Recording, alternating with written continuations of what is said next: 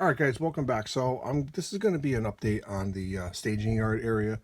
Um, I had skipped over here because I really wanted to make sure that the track plan was solid. So I'm just going to finish up this track installation. But I wanted to show you basically how I install the track using a couple different tools and actually working with the soundboard or the Homasote. So I'll be right back. All right, guys. So I'm gonna put the this piece of track in. I just hooked it into the switch, and what I'm gonna do is I'm gonna use this tool here, which is basically a it's for spikes and putting in the spikes into your track. So I'm gonna try to get as close as I can to the camera. See if I can zoom in on that.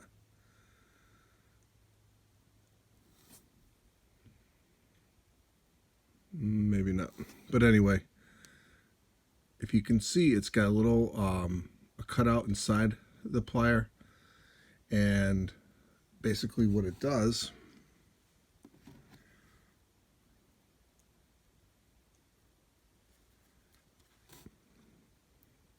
it holds the spike and you can put it right in.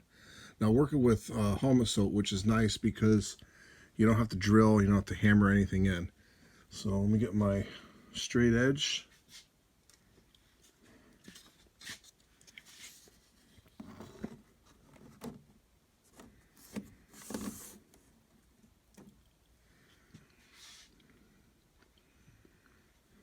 And line up the track.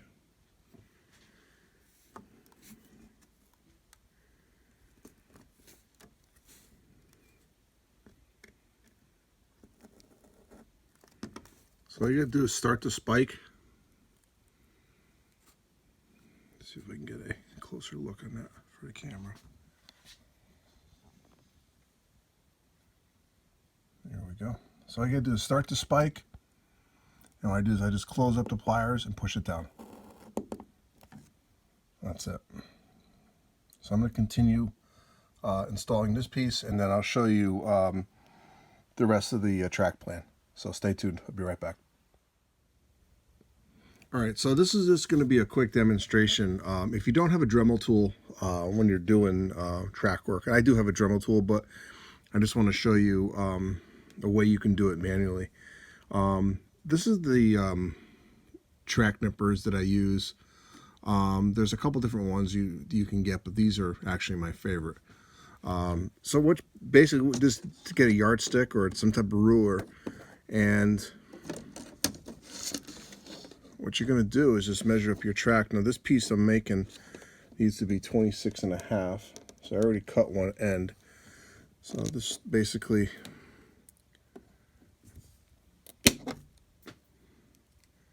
you might want to wear some safety glasses when you're doing this, because pieces like to go flying. So that's basically it for that.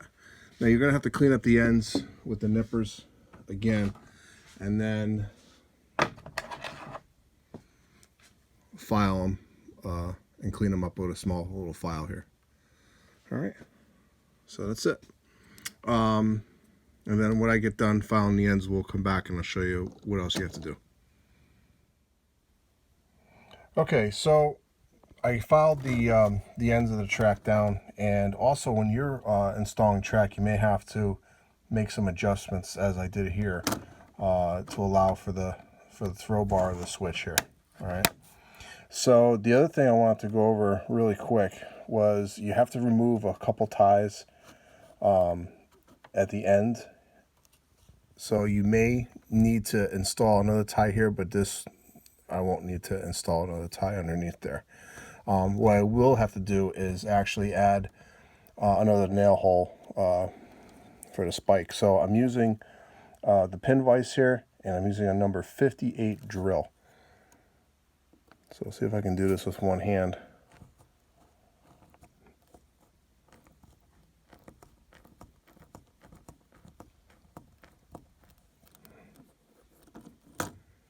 Okay, and then you add your nail hole, or your spike hole rather. All right. So let me finish the installation of this piece, and we'll come right back. All right, so welcome back. So the staging yard is complete. Trowel the track is installed, and going to put the buildings back in place for now. But just to give you an idea of how it's gonna operate, train's gonna come in here. If the train is going engine first, it's going to be a restriction of 4 cars for the train. So this is going to be the inbound.